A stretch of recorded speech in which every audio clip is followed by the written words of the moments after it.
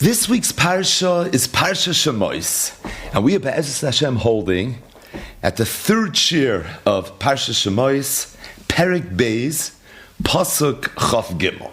So Parshas Shemos, Sefer HaGeula, begins, as we've seen, with the story of the Shibud Mitzrayim. Avodim hayinu lepare b'Mitzrayim. The Yidden were forced into slavery by Parai, and ultimately, through Nisim and Aflois, HaKadosh Baruch Hu took us out of Mitzrayim. We talked a little bit about how, from the Pshutei Shel Mikra, it would seem that the impetus for Parai to enslave the Yidden was Pen Yirba. He had seen that the Am B'nai Yisrael was Rava Atzum Mimenu, and he was concerned that if they would continue to grow at this ridiculous rate, at some point they would be so big and so powerful that they would become a national security threat. Because what would be V'hayaki Sekrena Milchama if the Ivrim decide to side with the enemy? Well, then v'nilcham banu v'alam haaretz, it can cause us tremendous harm. And the motivation of Parai to go and enslave the Jews was to stunt their population growth. How did that accomplish? Vayasimu olav sari misim. He beat them. He made them tired. He stressed them to the point that he felt it would cause a decrease in the population. Additionally, he contrived together with the Miyaldos and told them that any little baby boy that's born, the real threat were the boys, you should wink, figure out a way for them to die. When that didn't work, he doubled down a little bit and he said, Kolabein hayiloid hayoiri tashlichu. But the motivation of Parai was Pen Yirba.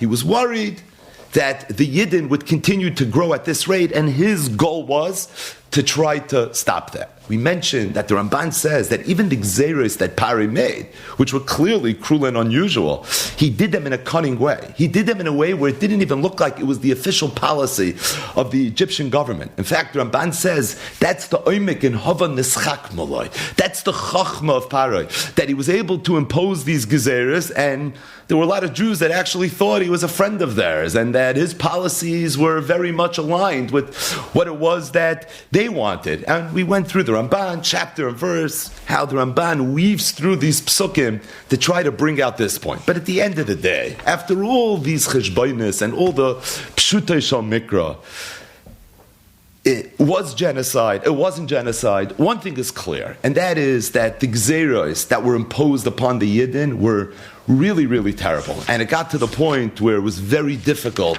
to be from the Bnei Avram, Yitzchak, and Yaakov and living in Mitzrayim, and that really is going to segue now to the Torah's first description of the Yidden's reaction to this terrible shibud, and then of course HaKadosh Baruch Hu's response. So the pasuk begins. It says, "Vayihi bayomim harabim ahem." It was during those many, many days. Vayomas Melech Mitzrayim, the king of Egypt, died. Vayeonchu bnei Yisrael min ha'avoda vayezaku, and the avoda got to the Yidden in such a terrible way that they began to scream. Vatal shavasam elu alikim min ha'avoda, and their yells, their tefillos, they ascended the heavens all the way to HaKadosh Baruch Hu. Vayishma Elikim es nakasa. HaKadosh Baruch Hu heard their tefillos. Vayiskra Elikim es brisai. And then HaKadosh Baruch Hu remembered his covenant that he had made as Avram, as Yitzchak, as Yaakov, together with the three Avos. Vayar Elikim es bnei Yisrael. HaKadosh Baruch Hu paid close attention to the Yidden. Vayeda Elikim. Rashi says, Nosan aleim leiv v'loy helim einav mehem. HaKadosh Baruch Hu,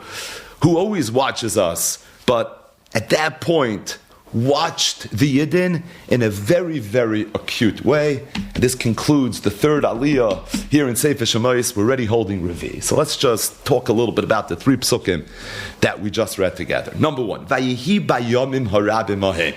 Dr. Ramban, what's this lashon, Vayihi bayomim harabim ahen? It's based on all the raid that we spoke about in the previous year. It's based on the Sefer HaYashar, which we said is rooted in the Yalkut Shimoni, which we said is quoted by different Rishonim in different places. And that is that at this point, Moshe Rabbeinu, who's about to enter the scene, is already 80 years old. When Moshe Rabbeinu had left Parai in the previous year, he was 17, 18, 12, depending on which nusach you work with in the Midrashim and the Rishonim. The Sefer HaYashar that we went with said he was 18 years old. So Moshe Rabbeinu was a teenager. Now he's 80. 63 years passed. It was during those 63 years when Moshe Rabbeinu was away from Mitzrayim. He was a fugitive. He had to be away from Mitzrayim. But in Mitzrayim proper, you want to know what was going on? It's this all played itself out during the Yomim Harabim Mahim. That's the first hour. The second hour is the pasuk says, "Vayomas Melech Mitzrayim." The king of Egypt died. Everybody knows Rashi.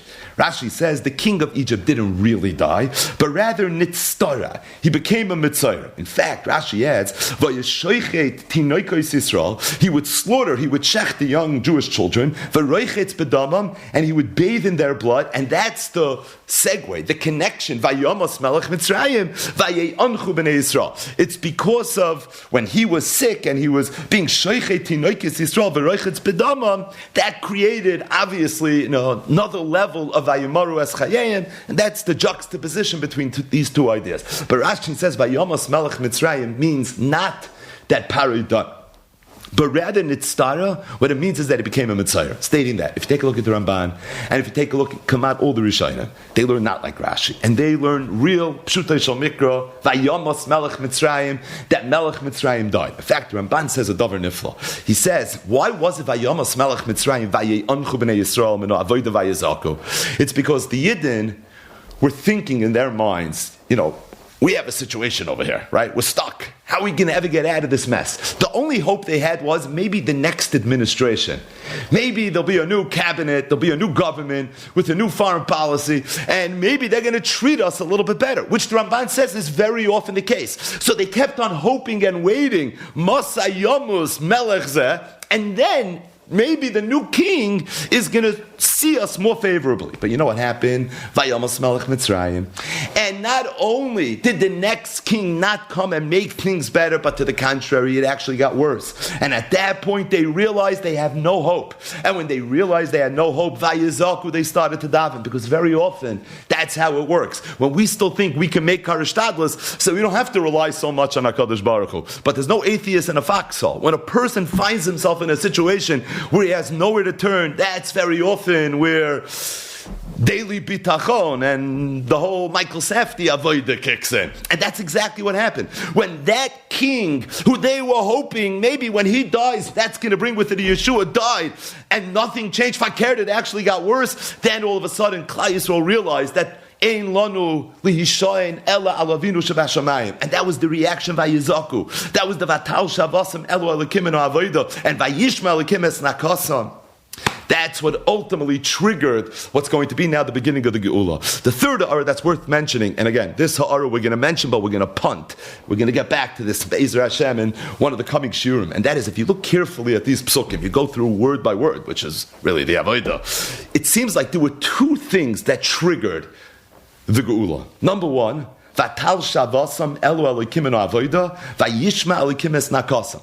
So there's an idea, the Yidden prayed, they daven, and because the Yidden daven, HaKadosh Baruch Hu said, I'm going to accept your tefillah. But there's another idea that's expressed very clearly in these psukim. Vayiskar elikim es brisai. HaKadosh Baruch Hu remembered the whole Sefer Bereshis. Es Avram, es Yitzchak, ve'es Yaakov. What's the theme of Bereshis? HaKadosh Baruch Hu constantly appears to Avram and Yitzchak and Yaakov, and as we've mentioned, almost every single time HaKadosh Baruch Hu talks to the others, it comes along with a haftacha associated with Eretz Canaan, and there were brisin and shvuas, or bris ben absarim, a bris milah, so many different times and ways, and every nuance and variable of this bris and shvuah were addressed already in Sefer Bereshis. So HaKadosh Baruch Hu remembered Sefer Bereshis. Memela, okay, we have to do something about it. But these are two completely distinct ideas. Number one is HaKadosh Baruch Hu heard the tefillas of Klal Yisrael, which has nothing to do with the bris. And number two, HaKadosh Baruch Hu remembered the bris, which you would think he should remember regardless of whether or not the Yidden daven. Somehow these two ideas of Vayishma elikim es nakasam and Vayiskar elikim es brisai have to come together. It's a limud to understand how these two ideas work together. The Ramban already talks about it, and this is something that Be'ezer Hashem we're going to get to. Either way. So, the first year we mentioned focused primarily on setting up the shibud. The second shir focused primarily with introducing us to Moshe Rabbeinu, and in a very poetic way, these two ideas now, the two hakdamos to Sefer Bereshis, are going to converge, and Moshe Rabbeinu now is going to receive a phone call, so to speak, that's going to change his life, where ultimately he is going to be called upon to fulfill his tachlis in this world, and that was to be the leader, the Rebbe of Klal Yisrael. So the pasuk says, Moshe at that time, he was a shepherd. He didn't even have his own business. He worked for someone. Worked for his shver. Who was his shver? His name was Yisroi. He was the priest in Midian. And he was following his sheep towards the Midbar. And he came to a mountain. The mountain was in a place called Chayrev, and it was known as Har Elikim. Now Rashi says at that point it wasn't known as Har Elikim. It was Al Shem Ha'asid. Came to a mountain that one day would be known as Har Elikim. Oh, by the way, we know it more popularly as Har Sinai. Har Sinai has a lot of names, right? These are all synonyms. Har Sinai, Har Chayrev, Har Elikim. So Vayavai el Har Elikim Chayreva. Har Elikim is Har Sinai. Chayreva is Har Sinai. Either way, Moshe Rabbeinu is shepherding these sheep, and he arrives at Har Sinai. Just to hit the pause button again for a second, and that is, so who's Moshe Rabbeinu working for? His shver. Who's his shver? Every kid in Cheder knows this. His shver's name is Yisroi.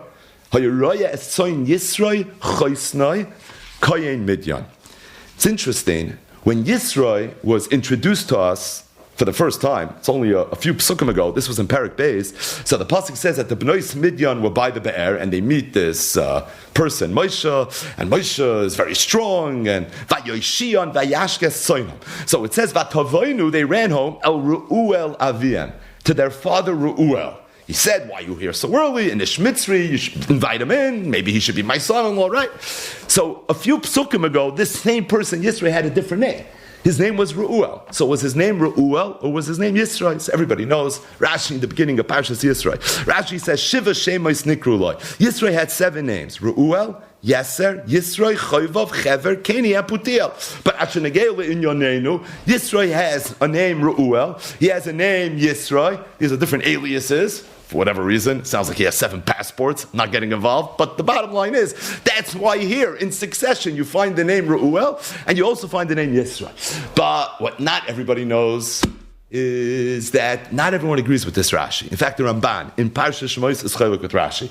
The Ramban says it's impossible that the Torah would refer to the same person with 2 different names 10 psukim apart. It can't be.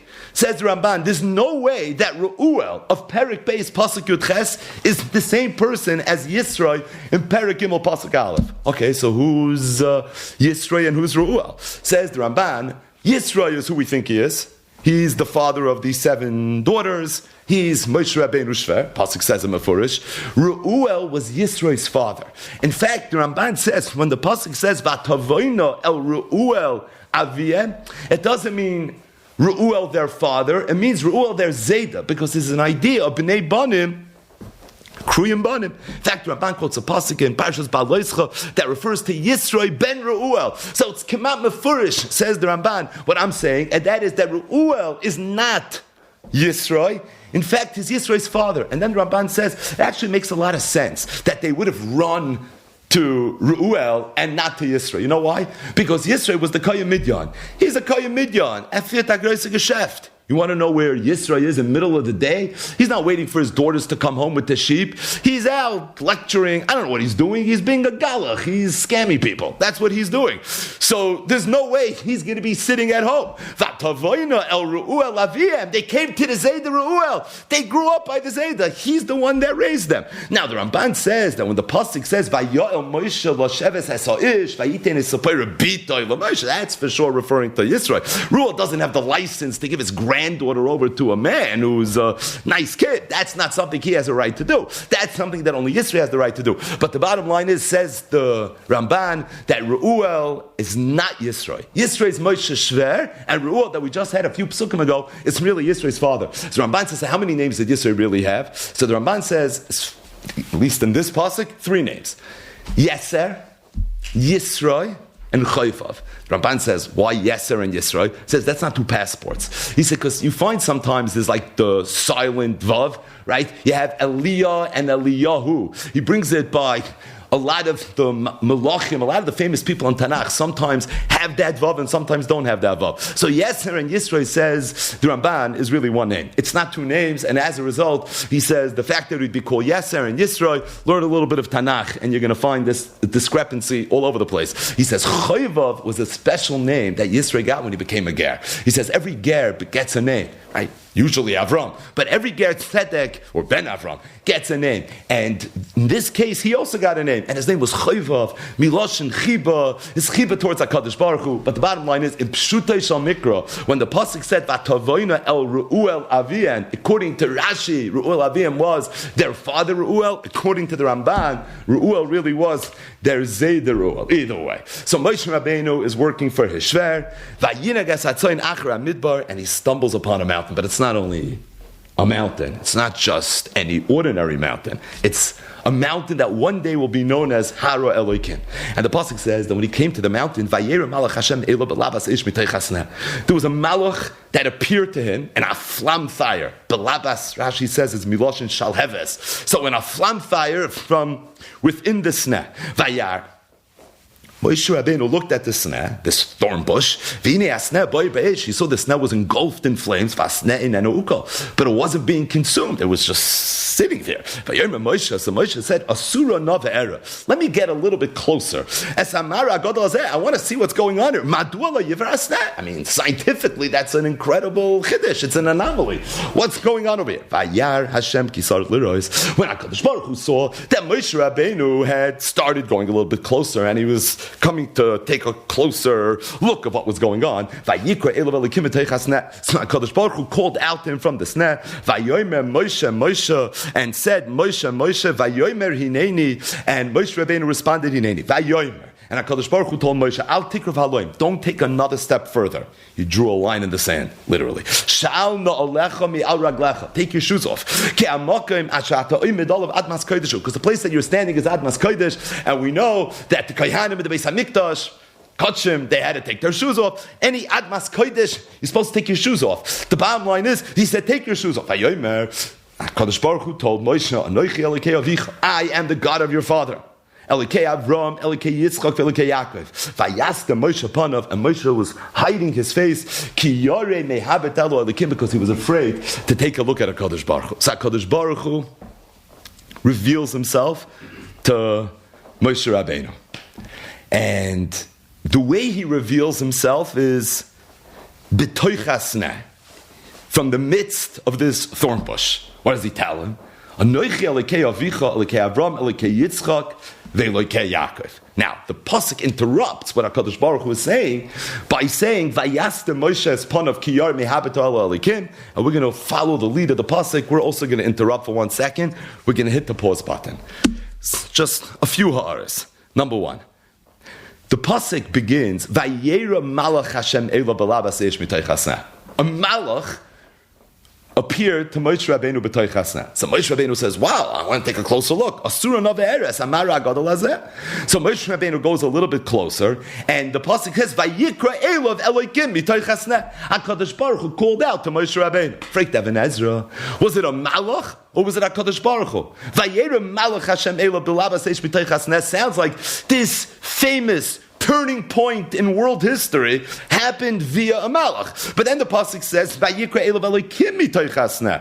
Vayomer Anochi Elikei Avicha. It sounds like who's there? Not a malach, but rather HaKadosh Baruch Hu was there. So Even Ezra says you have to say that really this was a malach. Vayera malach Hashem Elav belabas eish b'toich hasneh means it was a malach. It says Vayikra Elav Elokim mitoich hasneh. It says Anochi. This malach is a shliach of HaKadosh Baruch Hu. Shluchai shel adam k'moisai. And as a result, the shliach's allowed to talk as if he's the one, right? If a shliach's mekadosh anisha, harei mikudeshes, right? He's the one who's saying the nusach. So as a result, this shliach, the Malach, was speaking on behalf of HaKadosh Baruch Hu, but really, says Even Ezra, you want to know who appeared to Moshe Rabbeinu b'toich hasneh? It wasn't HaKadosh Baruch Hu. It's like the pasuk suggests in Umfang. Vayera malach Hashem Elov b'labas ish mitoich hasneh. The Ramban quotes Even Ezra, and the Ramban's chaylik on Even Ezra. The Ramban says that I disagree. I think that what happened was there was a malach that appeared to HaKadosh Baruch Hu, to Moshe. Additionally, HaKadosh Baruch Hu appeared to Moshe. They're both true. When the pasuk says Vayera Malach Hashem Ela Balabas Eish Mitoich Hasneh, what it means is that the Malach appeared B'toich Hasneh. And when the pasuk says Vayikra Ela Velikim Mitoich Hasneh, what it means is HaKadosh Baruch Hu appeared Mitoich Hasneh. So the Malach was there, and HaKadosh Baruch Hu was there. Says the Ramban that the truth is it's a medrash. The medrash says Rabbi Yossi Ha'aruch. Rabbi Yossi Ha'aruch, b'chol makim shehayu roya noisai, hayu oimrim sham Rabbeinu HaKadosh. Rabbi Yossi Ha'aruch was a Talmud of Rabbeinu HaKadosh. And if anyone ever saw Rabbi Yossi Ha'aruch, they knew that somewhere you're going to find Rabbeinu HaKadosh. Because he's always together with Rabbeinu HaKadosh. Kach says the Medrash, kol makim shemichal nira, wherever the Malach Michal is, sham hu k'void hashchina. The k'void hashchina is always there as well. So the Ramban says there's a certain Malach. It's a famous Malach. It's the Malach Michal that he is always together with HaKadosh Baruch Hu. The Yad Yamin Kaviyachol. This Malach was the Malach Michal, says the Ramban, and the Malach Michal is always together with HaKadosh Baruch Hu. So what's the kasha? Was it a Malach or was it HaKadosh Baruch Hu? It was both. First it was the Malach, and afterwards it was HaKadosh Baruch Hu. Why are they together? Because the Malach Michal is always together with HaKadosh Baruch Hu. Makes perfect sense. And the bottom line is, that's what's going on here. Says the Ramban, I'll explain it to you a little bit deeper. First, Moshe Rabbeinu saw the Malach, and only afterwards he saw HaKadosh Baruch Hu. What's the oimik? He says the oimik is to see a Malach, if someone's on that level, this is obviously way above our pay grade, but if someone's on that level, to see a Malach, you don't need so much hachana. But to see HaKadosh Baruch Hu, for that a person would need an incredible amount of hachana. Moshe Rabbeinu is Roya Soin Yisrei Chaysnoi Kayin Midyan. He's shepherding right now. He's not being mechin himself for an incredible nevuah, stating that Afilu b'madrei gasoi vayera malach Hashem ela b'labas eish b'teich hasneh vayah. He was able to see the malach. That was something that instinctively he was able to see. But afterwards, after Moshe Rabbeinu realized something's going on over here, see, he said, "Asura nave'era es amara agadol hazeh, madua lo yivra asneh." Let me get a little bit closer. You know what it meant? Let me get a little bit closer. L'shem yichud kutchabrichu shchinte. Right? Let me go closer. And now he's going with purpose. Now he's not just walking, but he's walking in a very meaningful way. Let me see what's going on. Now he was making achonis. Now you're making achonis. Vayikra elu v'alikim mitoich hasneh. That's the pasuk. Vayar Hashem kisar liros. When HaKadosh Baruch Hu saw that he was asura nave'era, that he was making the achanos, so now HaKadosh Baruch Hu was able to reveal himself to him, and that's why Moshe Rabbeinu was actually at this point able to see HaKadosh Baruch Hu aleh. We've heard the story since we're little children. What's Pashup Pshat? V'hinei asneh bayer ba'esh v'asneh inenu ukal. Why not? I mean, it's true. It's a miracle. Okay, it's a miracle. Chalk it up as the first of many miracles that we're about to learn about. It's pashut. The fire was not a physical fire. The fire was the malach. The pasuk says, "Mishar sov eish loyhet." Right? One of the names for malachim asrafim. They're fire. This wasn't a physical fire. A physical fire would consume a sneh.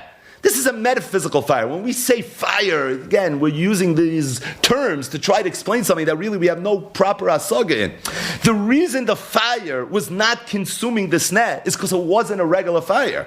It was a malach Hashem Elav. That's what it was. The malach is Mishar Savei Shloye. The Shechina was there. The Shechina is Eish. Of course. And it's for that reason there's this idea of asneh inenu ukal. Meaning, Moshe Rabbeinu chap, the minute he saw what was going on, this is not a regular fire. And that's why he was mechin himself. Asura nave'eres amara agadol hazeh, which the Ramban says he's being mechin himself to see something big. Because he chaps, this is not just some interesting thing in the world of physics. No, what's going on over here is this is something spiritual. That would be the explanation of why v'hasneh inenu ukal, because this is not a physical fire. This is a ruchniistic fire. It's mishar savei shloye. That's what's going on over here.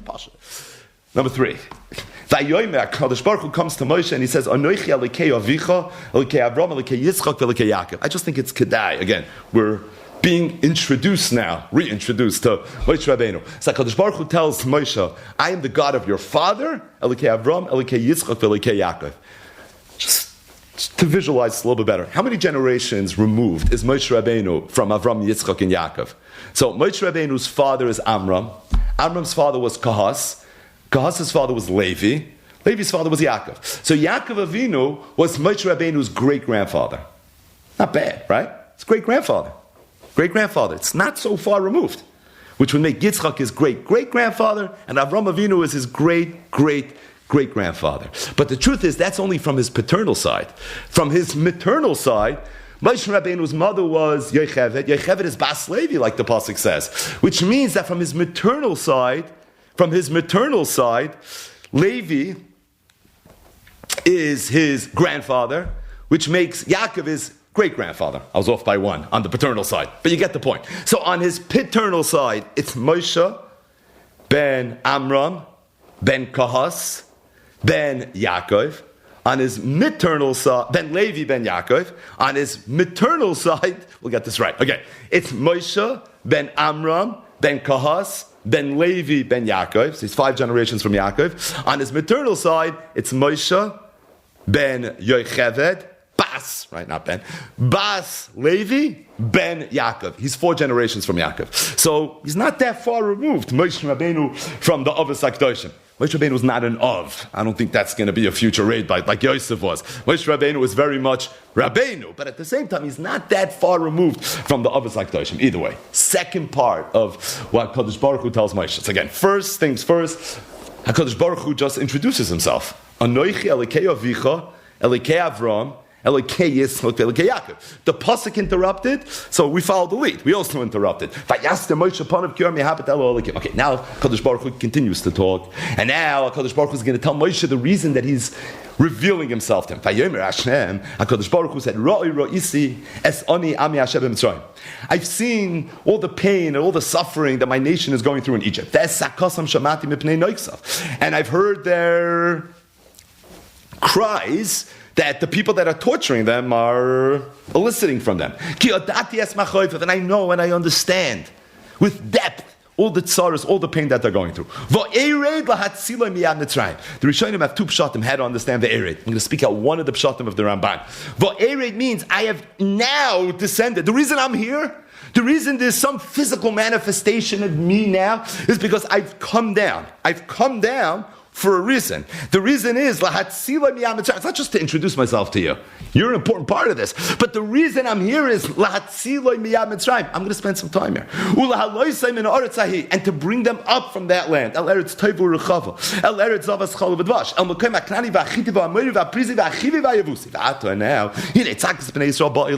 cries of the Yidden have come to me.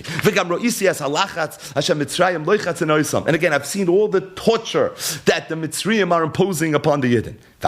Here's the punchline. I want you to go.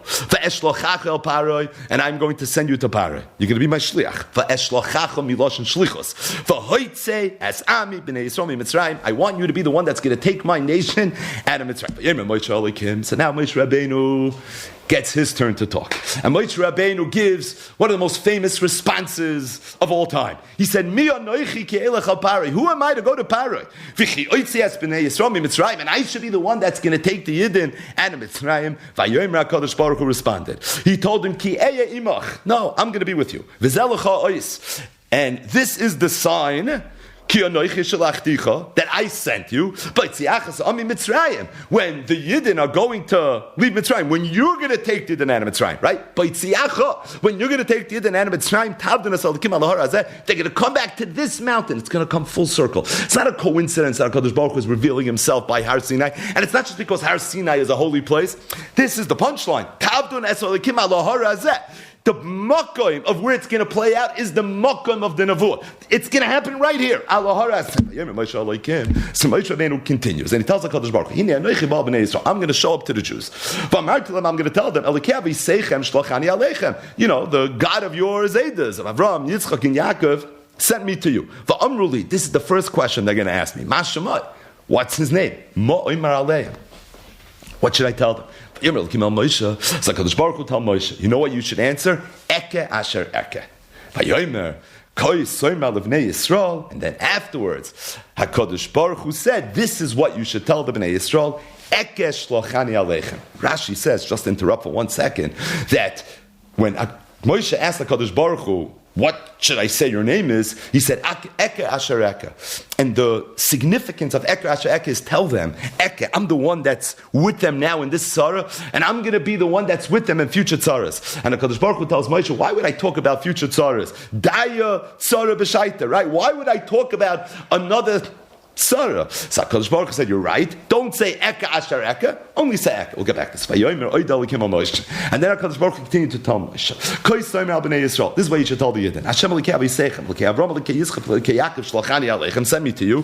Zeh Shmi La'olam. This is my name forever. V'zeh Zichri L'dar Dar. And this is the way I will be known. This is the way my name will be pronounced for all future generations. We are stopping by Chamishi, which is really in the middle of this whole inyan, but if we go weiter, we're going to be here for a while. But the bottom line is, so HaKadosh Baruch Hu reveals himself to Moshe Rabbeinu in the Torah Shebiksav anyways, for the first time. How did he reveal himself? First he had his Malach come, the Malach Michal. It was Belabas Eish Mitoich Hasna. The first thing HaKadosh Baruch Hu told Moshe was, Anoichi Elikei Avicha, Elikei Avram, Elikei Yitzchak, Elikei Yaakov. HaKadosh Baruch Hu just introduced himself, and it was too much for Moshe. Vayastem Moshe Panov, Ki Yori Mehabet Elo Elikim. The second thing HaKadosh Baruch Hu told Moshe was, that I want you to know that I'm aware of everything that's going on in Mitzrayim. You know, it's interesting, you have to know, was Moshe Rabbeinu even aware of what was going on in Mitzrayim? Moshe Rabbeinu had left a very, very long time ago. He never went back to Mitzrayim. But HaKadosh Baruch Hu tells Moshe that I'm aware, I know everything that's going on in Mitzrayim. Okay. The time has come for them to be taken out, and I want you to be the Shaliach. I want you to negotiate their release. I want you to go to Paroi. V'hoitzeis ami b'nei Yisrael mi Mitzrayim. That's the second thing HaKadosh Baruch Hu tells Moshe. Now Moshe Rabbeinu responds. He said, Mi anoichi ki elech al Paroi. V'chi yoitzeis b'nei Yisrael mi Mitzrayim. So HaKadosh Baruch Hu responds. This is the third thing HaKadosh Baruch Hu says. Ki eya imach. V'zelecha is ki anoichi shalachticha b'tzeach zami Mitzrayim tabnes alakim al harazeh. But Moshe Rabbeinu continues. He says, I'm going to show up. They're going to ask me what your name is. What should I say? So now HaKadosh Baruch Hu says the fourth thing. Vayomer alakim al Moshe eke asher eke. K'yisomer lebnei Yisrael eke shlachani aleichem. And then this is like a fifth thing, because if you look at the pasuk, Vayomer oid alakim al Moshe, this is like a whole new amira. K'yisomer lebnei Yisrael Hashem Elikei Aviseichem v'chulu v'chulu shlachani aleichem. And he gives him these words: Zeh Shmi la'olam v'zeh Zichri l'dar dar. So the idea of what's going on over here is extremely straightforward. Kadosh Baruch Hu asks Moshe, I want you to be the Shaliach, I want you to be the one that's going to take the Yidden Mitzrayim. Moshe Rabbeinu's initial response is also straightforward. I'm the wrong guy. I'm just not qualified. And then the latter part of this back and forth gets very cryptic. Starts talking about names of HaKadosh Baruch Hu, Eke Asher Eke, and then only Eke, and Zeh Shmi La'olam, Zeh Zichri L'dar Dar, very esoteric, very almost Kabbalistic. It sounds like it's an above our pay grade digger Indian that's playing itself out in the latter part of that give and take. Now, by the way, this give and take is going to continue, like we mentioned, but at least up until the point that we are right now. But I just think for us, it's kedai to focus on the earlier part of this back and forth, which is something that the Rishonim explain very much al pi nigla and betuv tam. It's something that we can understand a little bit. So HaKadosh Baruch Hu tells Moshe, V'ata l'chove eshlachach el paroi, v'hoitzei es ben ami b'nei Yisrael mi Mitzrayim. V'yomer Moshe elo elikim, mi anoichi ki elech el paroi, v'chi oitzi es b'nei Yisrael mi Mitzrayim.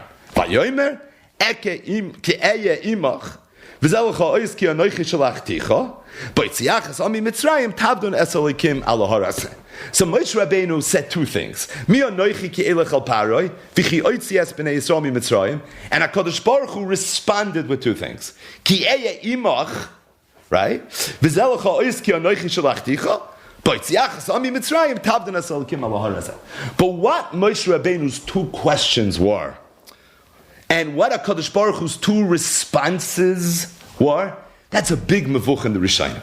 And I think it's kedai to mention three of the mahalchim. They're all short, and they're all extremely fundamental. Rashi says that when HaKadosh Baruch Hu told Moshe that I want you to be the one that's going to take the Yidden Mitzrayim, Moshe Rabbeinu immediately responded with two tainas. Number one, mi anoichi ki elech al paroi, says, HaKadosh Baruch Hu, I think you have the wrong guy.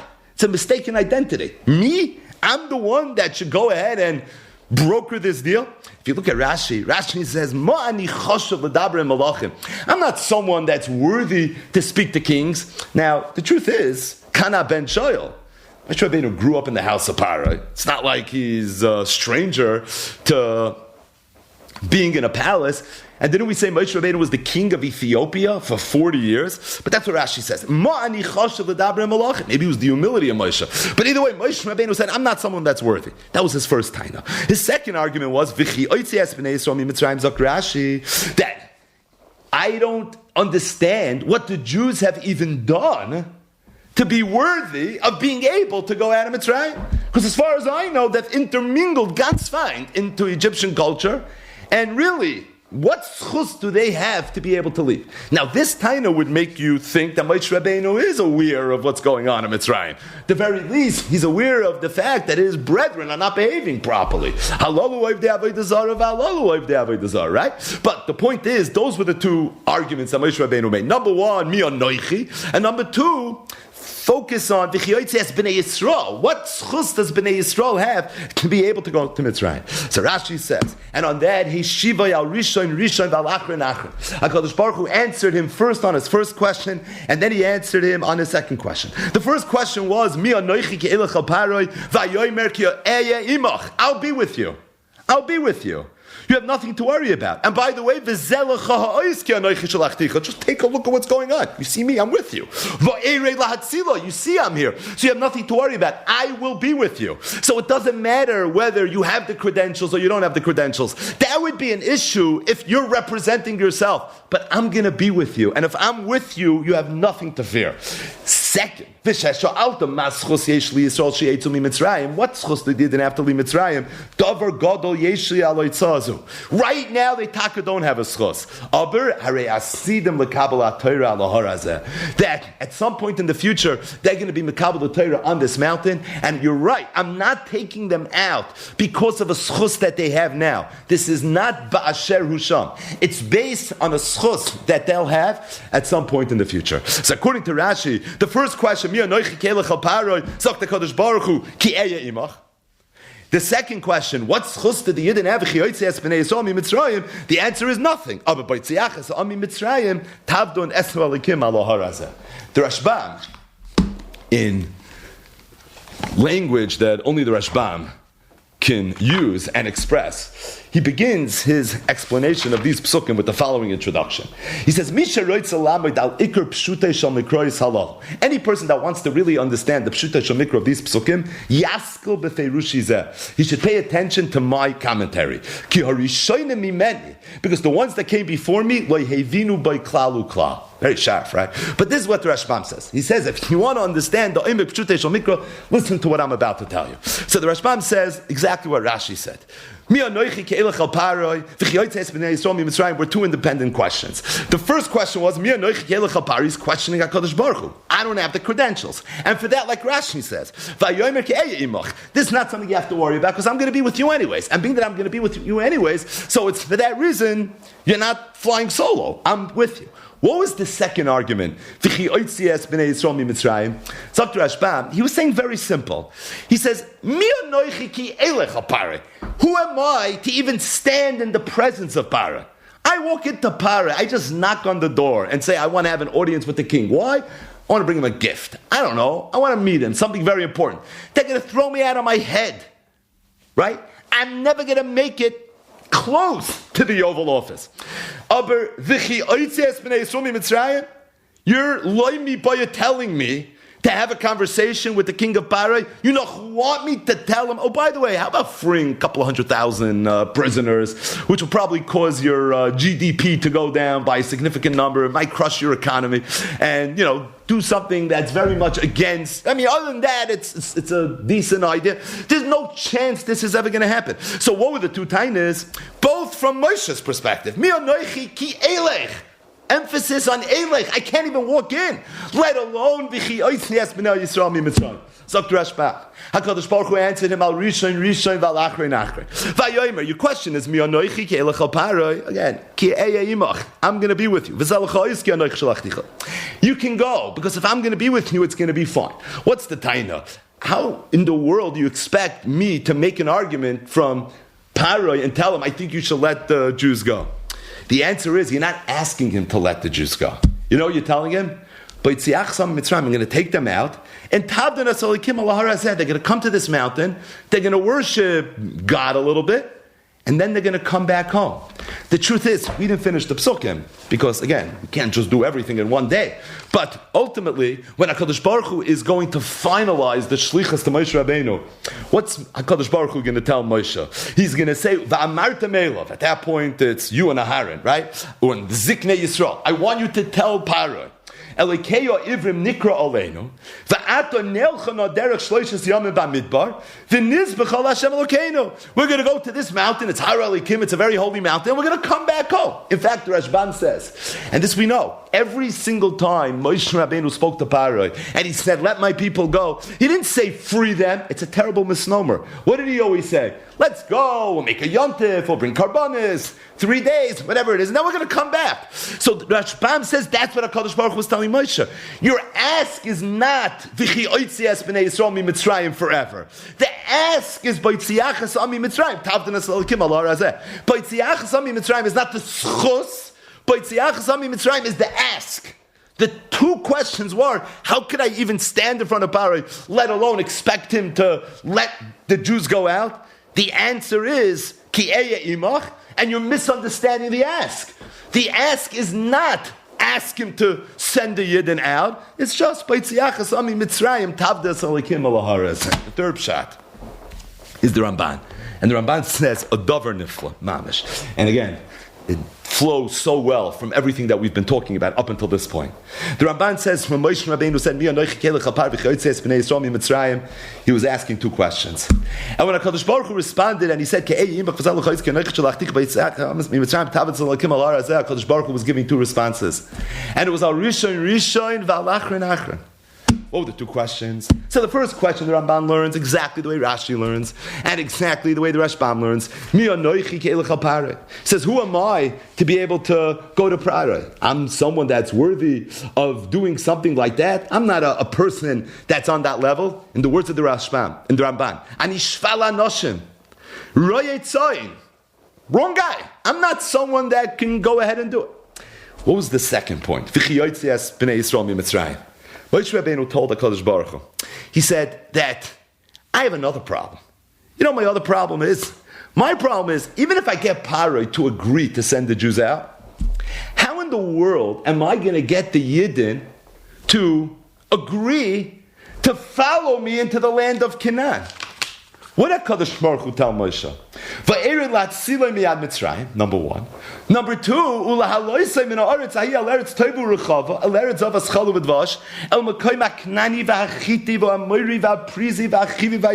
to think of these groups of people as gangs of dangerous people that have kings and chieftains and nesiim.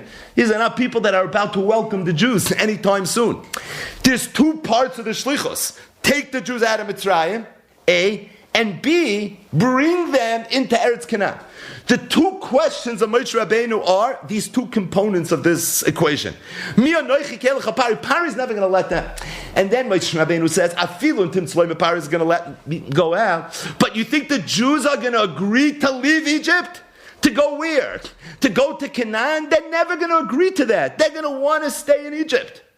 What do you mean they're going to want to stay in Egypt? Says the Ramban, because as bad as it is in Egypt, it's going to be much worse if they try going to Canaan. What's the oimik? The oimik is because in Mitzrayim it was bad. But what was it? It wasn't genocide. That's our misconception. What it was avodah ma'yinu l'parah b'Mitzrayim. You're right. It was more than bad. It was vayimaru es chayayim. But if we're going to go to Canaan, they're going to butcher us. They're going to slaughter us. They're going to wipe us out. That's worse. Of course that's worse. In fact, the Ramban says it sharper. He says, what happened when the Yidden left Mitzrayim? They went into the Midbar. Every time they met a little bit of adversity, they turned to Moshe Rabbeinu and said, let's go back to Mitzrayim. Why? It's precisely this point. They were mechavan to Moshe Rabbeinu. They were mechavan to Rabbi Kiva Eger in that time. They will be mechavan to the second argument of V'chiyotzias b'nei Yisrael mi Mitzrayim. As bad as it is in Egypt, it's going to be worse if we have to go up against these kings. And there's no way in the world that I'm going to be successful. And the Ramban says it even more. He embellishes this very beautifully. He says, Bishloima, if the shlichus would be, tell Paroi to free the Jews, but let them stay in Goshen. Let them stay in Mitzrayim. Okay, the Jews will be down for that all day, every day. Where do I sign? What's the Shaliach? They're not even going to utter another word. But that's not what you're saying.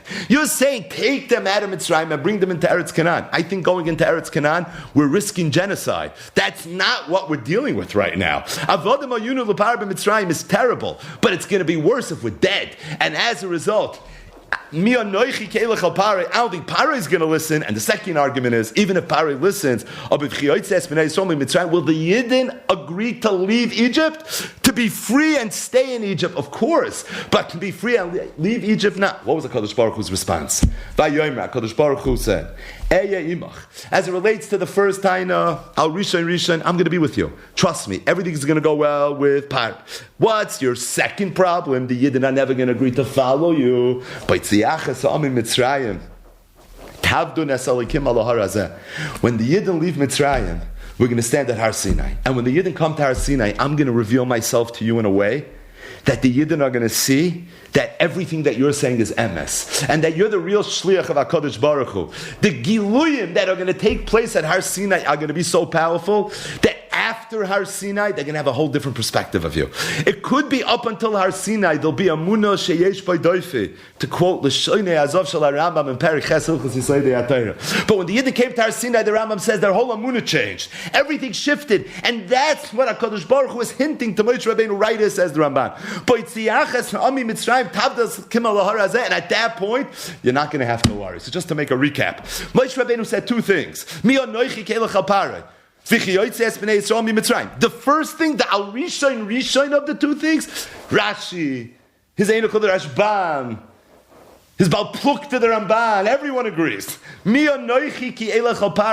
In some way, shape, or form, Moshe Rabbeinu was saying, you have the wrong guy. You have to find some big politician, some dignitary, someone that has a level of gedula that could broker this kind of transaction. I'm a Shval Anoshim. I'm Eini Choshev L'Daber Ma'Malachim. I'm a Royei Tzoyin. Very humble, but I'm the wrong person. And because I'm the wrong person, I don't know how this is going to work. And according to all the Rishonim, again, each one in their Nusach HaKadosh Baruch Hu gave him the same response. That sounds we have to worry about. I'm sending you. You're my Shaliach. You're going to be with me. You're going to have the power of me. This is not something that you have to be concerned with. What the second question of Moshe Rabbeinu was, that's already a big discussion. Rashi says that the question was, what schus do the Yidden have? And the Eibishter said nothing. But they're going to have a schus. And it's on the schus that right now I'm agreeable to let them out. The way the Rashbam learns, the second question is that to even stand in front of Paro. You think Paro is ever going to let the Yidden out? The answer is you're not telling him to just free you. The Kachavas says Rashbam, every ask Moshe Rabbeinu ever had was Derech Shloishes Yomim, let's make a chag, right? That's all I'm asking you to do. And the Rashbam loves this pshat so much. He says anyone who doesn't learn this pshat doesn't know Pshutei Shal Mikra Klal Ukla. Right? He's so convinced that this is the most poshut Pshutei Shal Mikra to go away to understand the psukim. The way the Ramban learns, V'chi Oitzi as Bnei Yisrael Mitzrayim was that even if Paro is going to agree to let the Jews out, I don't think the Jews are going to agree. They're not going to want to leave. They don't want to go up against Canaan. And Kadosh Baruch Hu told Moshe, you're right. Right now, where you are, they're not going to buy into you on the level that they're going to agree to blindly follow you into Canaan. But and at that point, they're going to have a whole different perspective of you. And at that point, they're going to be willing to follow you. We're going to stop the shir right here. Again, we're leaving some unfinished business on the table that Be'ez Hashem we're going to get to tomorrow in the next year. But just to end with one Rabbi, one short ha'ara, and that is, so Moshe Rabbeinu is a shepherd. He's in Chayrev by Har Sinai. He looks up, he sees a thorn bush.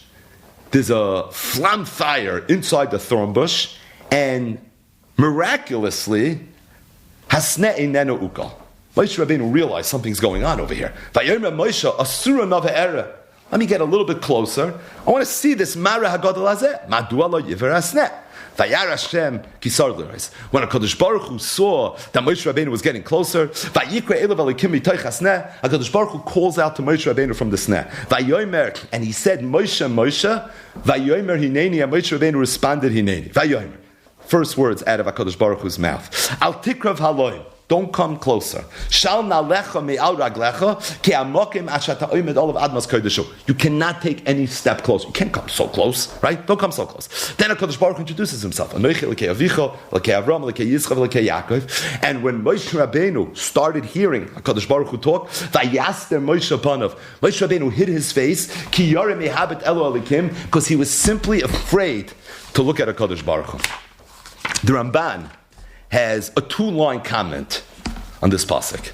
HaKadosh Baruch Hu told Moshe Rabbeinu, Al tikrav aloim. Says the Ramban, Lo higia adayin l'malosei hagdola b'nevuah. At this point, Moshe Rabbeinu had not yet achieved his very lofty madrega of nevuah that he was going to achieve in the future.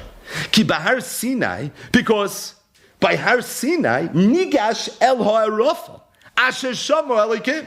Moshe Rabbeinu literally entered the cloud, the Arafah, which is where the Shekhinah was. Moshe Rabbeinu was told, don't take another step. You can't get too close to the burning bush. I can't get too close to the burning bush. Why? Because my madrega is not high enough? By Har Sinai, Moshe Rabbeinu entered the Arafel. Asher Shama Elikim, the pasuk says. Moshe Rabbeinu was able to get very close. Says Ramban, it's true.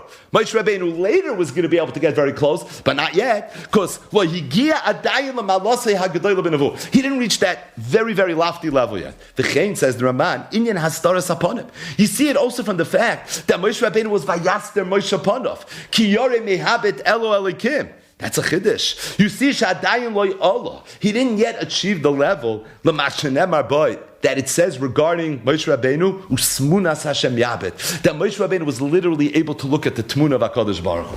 Says the Ramban, you see that at this point Moshe Rabbeinu had not yet achieved his grace and madregas that he was going to achieve in the future. You see it from 2 components of this narrative. HaKadosh Baruch Hu tells Moshe al tikrav haloim, and Moshe Rabbeinu's vayasta Moshe panav kiyar mehabet elo elikim. Al tikrav haloim, says the Ramban, what happened to Moshe nigash elo arafel asher shamu elikim? The answer is that was then. This is now. Vayasta Moshe panav kiyar mehabet elo elikim. What happened to a pasuk in the Torah? Usmunas Hashem yabet. The teretz is that was then. This was now. So it's a fascinating observation that the Ramban makes. That when HaKadosh Baruch Hu revealed himself to Moshe Rabbeinu for the first time, and the truth is, it makes a lot of sense, right? People steig during their lifetimes, right? So Moshe Rabbeinu at this point was on a very high level, obviously, but Moshe Rabbeinu was yet going to steig. And Moshe Rabbeinu was going to be able to do some of the things that at this point, you see, he wasn't yet able to do. But if you think about it for a minute, it really is incredible. Why? How much time passed from this episode right here until when Moshe Rabbeinu was going to enter the Arafah? Until where the pasuk says, Usmunas Hashem Yabet. The answer is, it wasn't a lot of time, right? This is right at the end of Shibud Mitzrayim. By the next year, Moshe Rabbeinu was already going to go to Paroi, and he's going to start making miracles. Chazal say that the Makos lasted for Yud Beis Chodesh.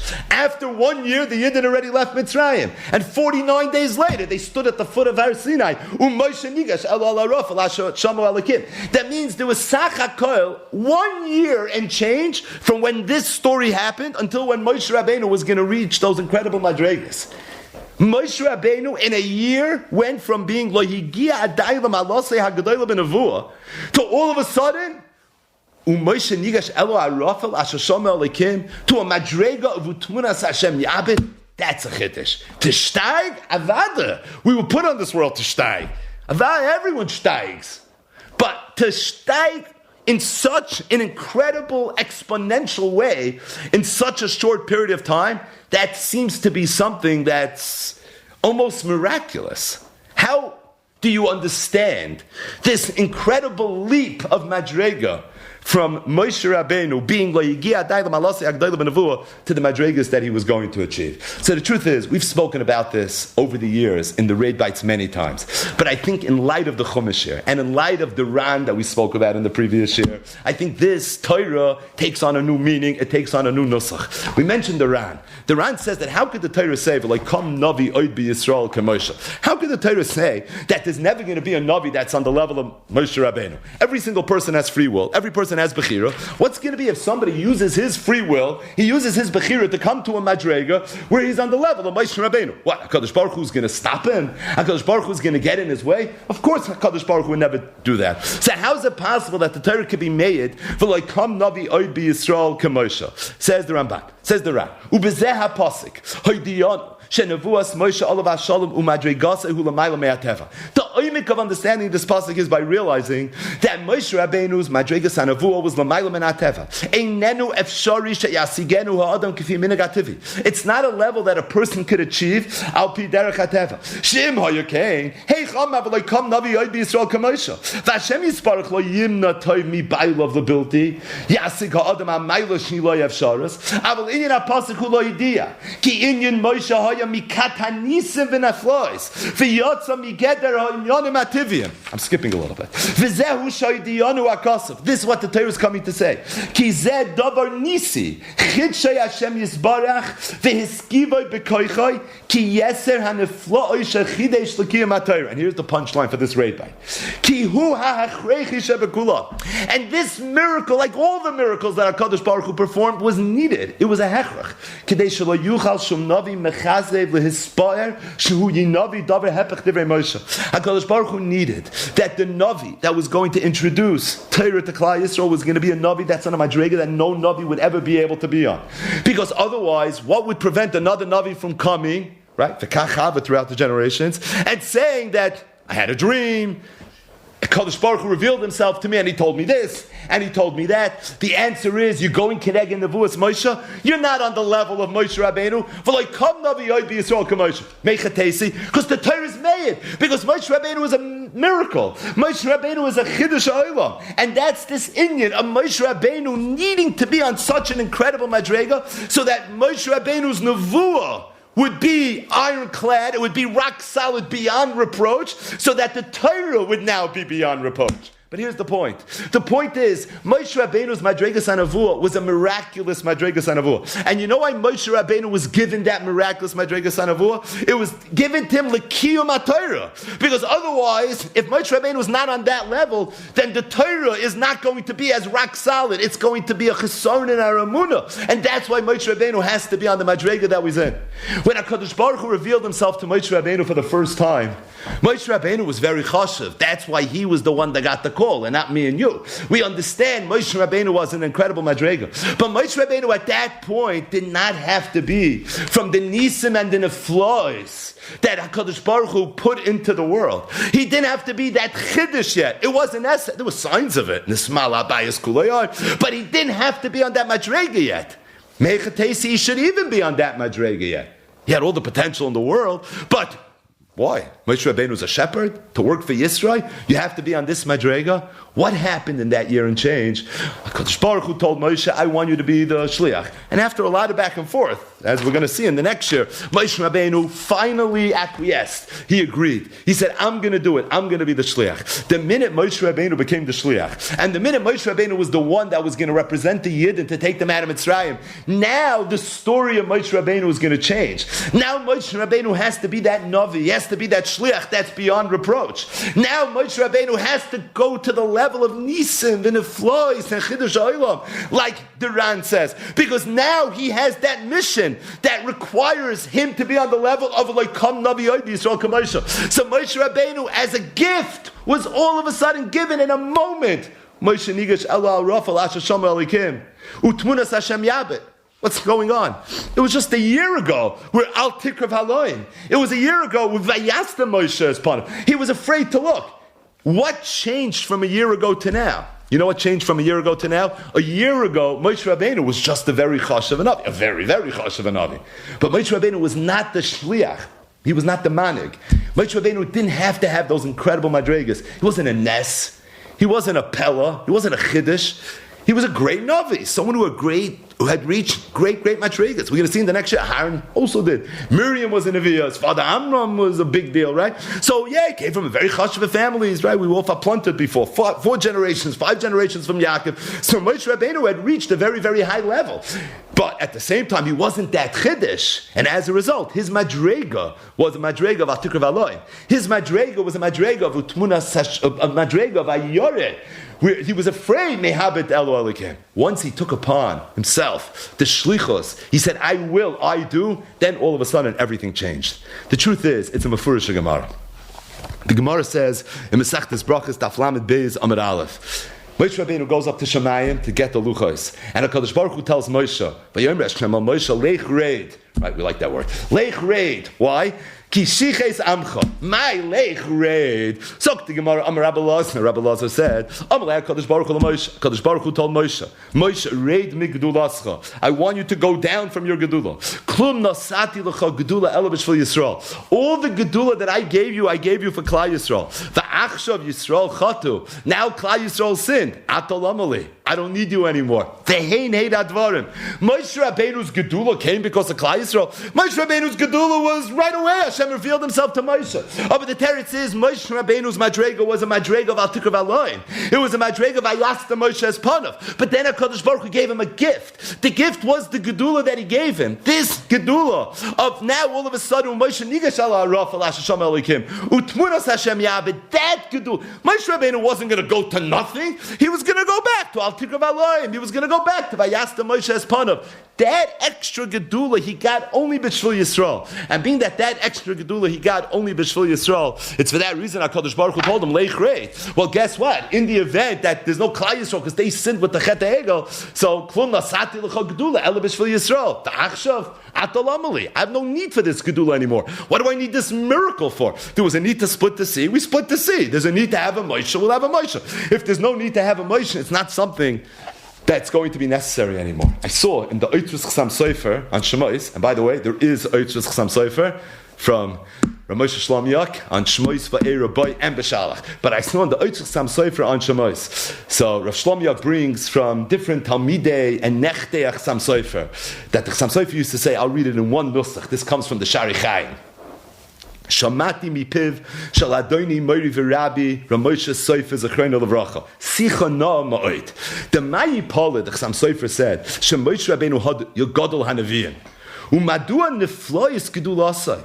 That legila Hashem yisparach kvoidelai, upasach loy kol shari chachma, v'chol dal sebina, ve'ech lo yeh efa yishal likim.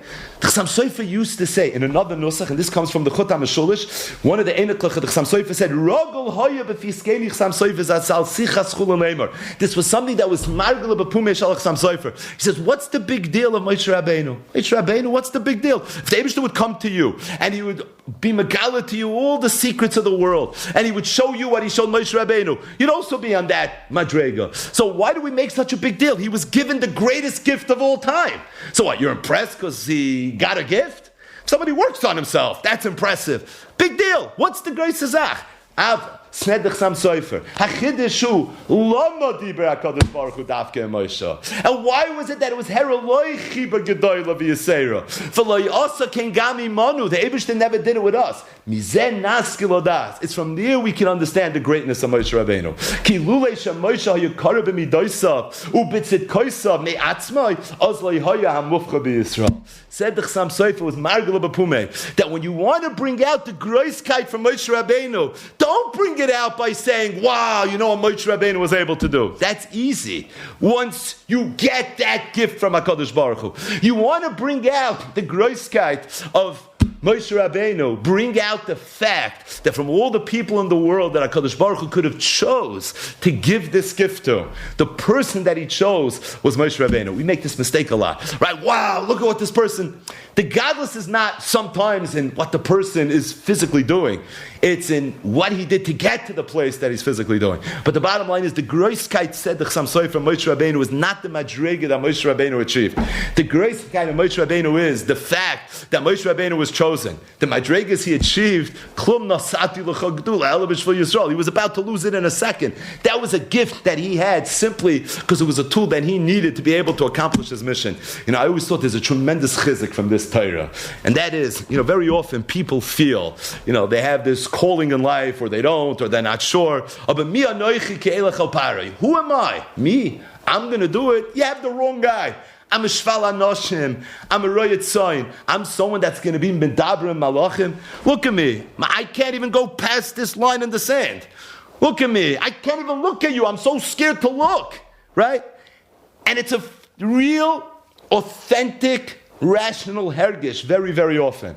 But what we fail to realize is that if we heed the calling, and if we take upon the shlichus, and we take upon the achrayas, HaKadosh Baruch Hu gives every person whatever it is he needs to be able to fulfill his achrayas. The biggest fear people have taking the next step in their life is mi anoichi ki elech apari. You have the wrong guy. I can't do it. I can't do it for good reasons. Moshe Rabbeinu's reasons weren't good reasons. I would think if Moshe Rabbeinu is going to argue with HaKadosh Baruch Hu, don't send me, probably every word that's coming out of his mouth is thought out, and it's 100% true. The taina, the feeling of mi anoichi ki elech apari is a very rational feeling. But the answer is the Eibishter's answer. You're right. And the way the Ramban explains it jumps off the page that you're right. Right now, maybe you're not such a big deal. But you'll see. Your story's not over yet. The minute you take upon this achrayas, whatever it might be, personal, it doesn't matter.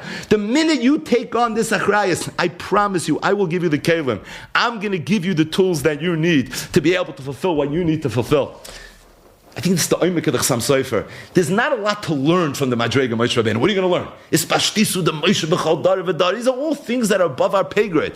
What are you supposed to learn from Moshe? Like, come Navi, Oib Yisrael, come Moshe. How are you supposed to learn from that? That's what the Chassam Sofer used to tell his kids. That's what he used to tell his grandchildren. That's what he used to tell his Talmidim. The limud from Moshe Rabbeinu is not the Madrega of Moshe Rabbeinu. You know what the limud is? That Hashem chose Moshe. That's the limud. The limud of Moshe Rabbeinu is that if you go and you're willing to take upon yourself the achrayas, the Eibishter will give it to you too. The Eibishter thought Moshe was the one who was ready to say Neni. He was the one that was ready to take the job. And that's why the Eibishter went ahead and he chose Moshe Rabbeinu. And from that, there's a lot to learn. From that, there's a tremendous amount to learn. Because if we're not afraid to take that next step, if we don't walk around with this feeling of mi anoichi ke'elech apare, and I could do a lot more than I think I'm capable of doing, then every single person could do big things. That's the limud. That's something that we're able to take out. That's negeya every single person in his life from the great Moshe Rabbeinu.